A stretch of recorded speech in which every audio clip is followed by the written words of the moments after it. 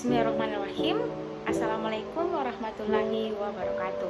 Halo teman-teman, perkenalkan nama saya Miftahul Jannah dengan NIM 21040450248 dari jurusan Psikologi Bimbingan dan Konseling kelas C dan semester 4. Baik, di sini tujuan saya membuat video ini adalah untuk memenuhi ujian tengah semester saya pada mata kuliah teori konseling.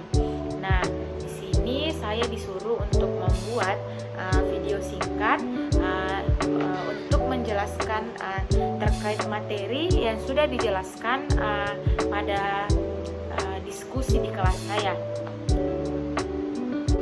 Baik, pada materi bagian pertama itu adalah teori dan teknik pendekatan psikoanalisis.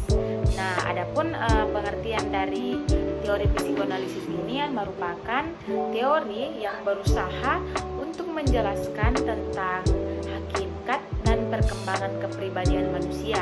Nah, unsur-unsur yang diutamakan dalam teori ini adalah motivasi, emosi, dan aspek-aspek internal lainnya.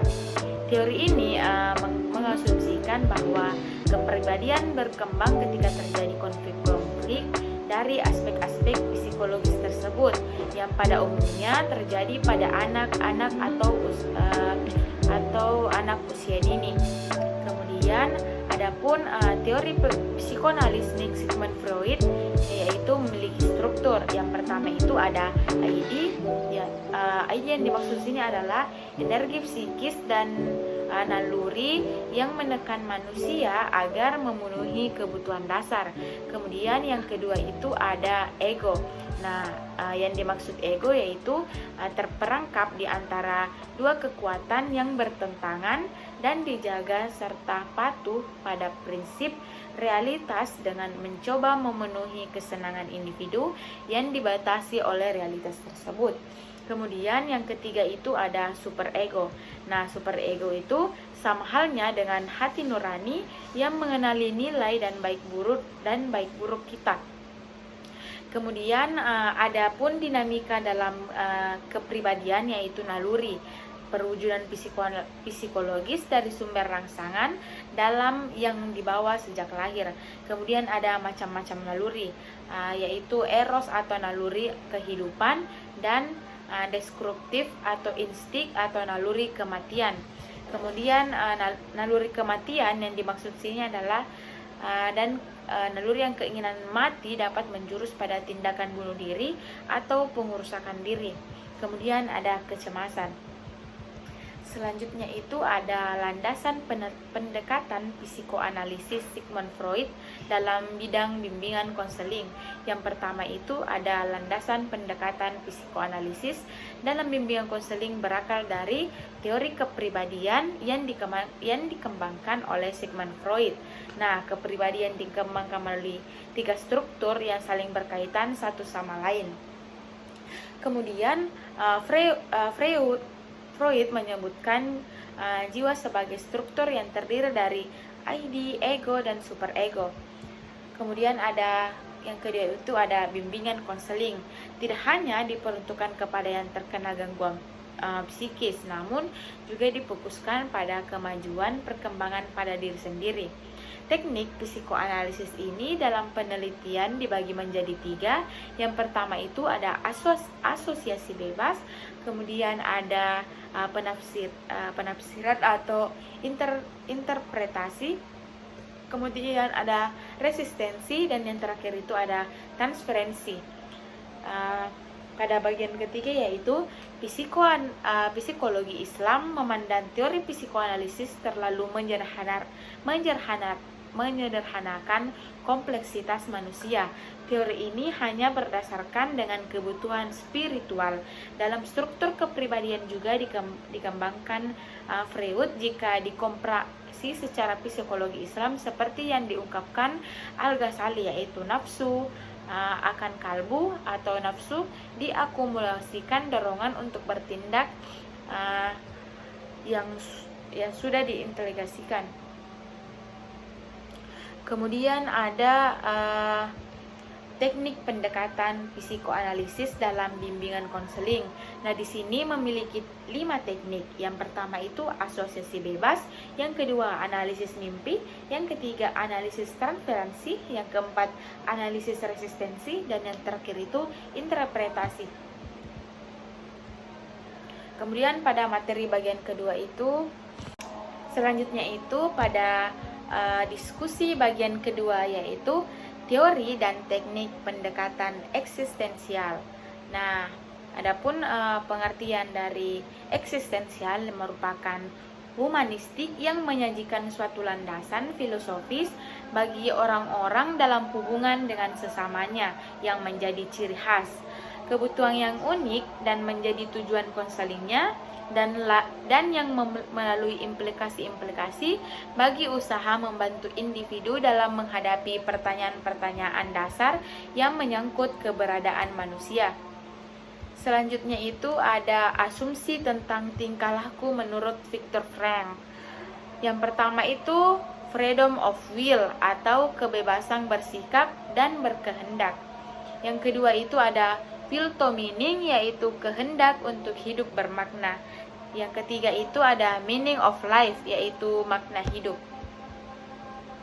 Selanjutnya itu ada peran konseli dan konselor dalam teori Viktor Frankl, yaitu peran konselor itu dalam teori Viktor Frankl, tugas utama konselor hanya mengeksplorasi persoalan yang berkaitan dengan ketidakberadaan atau keputusan, ketidakbermaknaan, dan kekosongan eksistensial. Kemudian yaitu peran konseli dalam terapi eksistensial berperan untuk memperhatikan secara serius pengalaman subjektif dalam dunia mereka sendiri. Selanjutnya itu ada tujuan konseling dalam Viktor Frankl.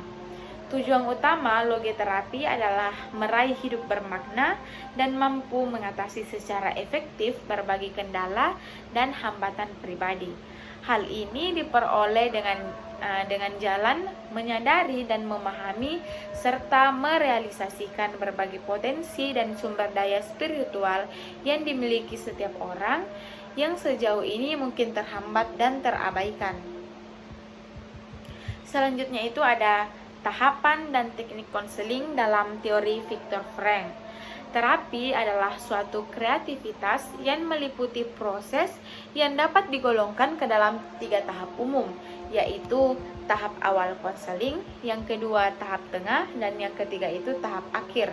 Kemudian teknik utama yang diajukan yang pertama itu intensi paradoksal, yang kedua derefleksi, dan ketiga bimbingan rohani. Selanjutnya kita beralih pada materi bagian ketiga atau diskusi bagian ketiga. Pada materi bagian ketiga yaitu teori dan teknik pendekatan Adlerian. Nah, Alfred Adler lahir di pinggiran Wina pada tanggal 7 Februari pada tahun 1870 sebagai anak ketiga dari seorang pengusaha Yahudi. Sewaktu kecil, Alfred sering sakit-sakitan sehingga dia baru bisa berjalan pada usia 4 tahun. Ketika berusia 5 tahun, dia nyaris tewas akibat pneumonia. Pada usia ini, Alfred memutuskan untuk jadi seorang fisikawan. Ketika sekolah, Alfred adalah seorang anak dengan kemampuan rata-rata dan menyenangi permainan di luar ruangan ketimbang berkurung di ruang kelas. Dia sering keluar rumah, dikenal luas oleh teman-temannya, dan aktif. Salah satu penyebab dia terkenal di antara teman-temannya adalah karena dia ingin menyayangi kakaknya, yaitu Sigmund Freud. Alfred Adler menerima ijazah dokter dari Universitas of Vienna pada tahun 1895. Nah, di dalam Alfred Adler ini memiliki perilaku bermasalah dan tidak bermasalah. Nah, perilaku bermasalah dan tidak bermasalah contohnya itu yang pertama, ketidakmampuan untuk percaya diri sendiri dan mempercayai orang lain. Yang kedua, ketidakmampuan untuk mengenali dan mengekspresikan kemarahan. Kemudian ada peran konselor dan konseli. Konselor sebagai sebuah profesi sudah pasti harus memiliki kualitas. Kualitas konselor adalah kriteria yang dimiliki termasuk pribadi, pengetahuan, wawasan, keterampilan, dan nilai-nilai yang dimilikinya tersebut akan memudahkannya dalam menjalankan proses konseling sehingga mencapai tujuan yang efektif.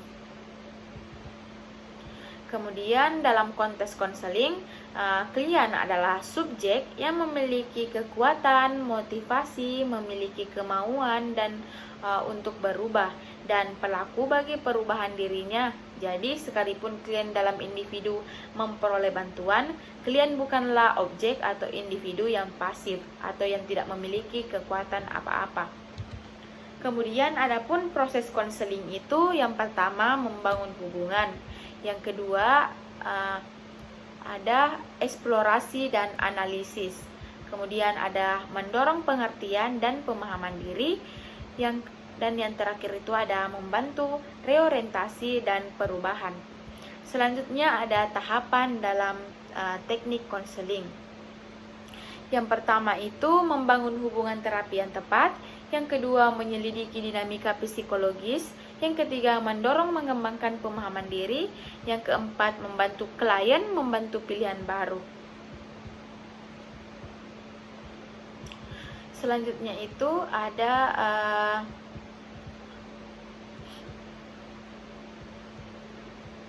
kesimpulan. Nah, kesimpulan di sini yaitu konsep dan tujuan pendekatan Adlerian adalah membantu klien mengidentifikasi dan mengubah kepercayaan salah mereka tentang diri, orang lain dan kehidupan. Dengan demikian berpartisipasi secara lebih penuh dalam dunia sosial. Mungkin itu saja ketiga materi diskusi yang dapat saya sampaikan. Mohon maaf atas segala kekurangannya.